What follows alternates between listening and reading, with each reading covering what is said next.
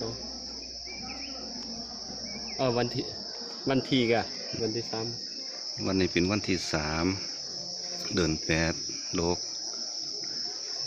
2017มาตบพุงเอา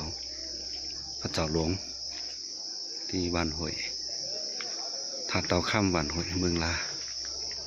ก็เดี๋ยวก็หันแตนแก้วแล้วก็หันตัวพระเจ้ามาแล้วก็หันบาทพระเจ้าบาท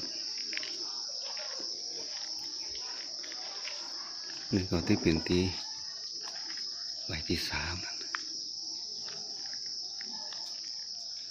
นี่ก็บริเวณโอ้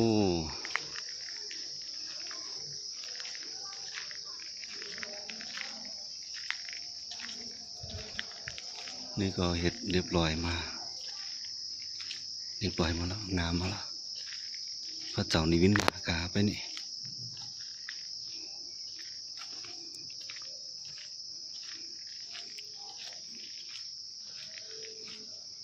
เป็นดินกี้ที่ก่อสร้าง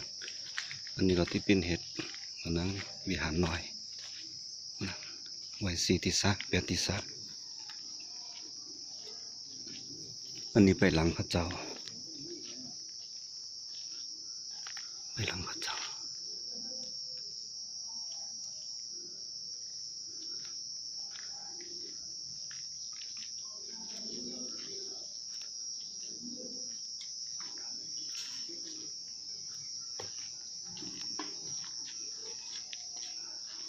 นี่ปิ่นไปหลังพระเจ้าลงที่สุดในเมืองลาลงที่สุดในเมืองไตก็ว่าอะไรถ้าเหตุสำเร็จออกมาให้ปิ่นพระเจ้าโลงที่สุดในเมืองไต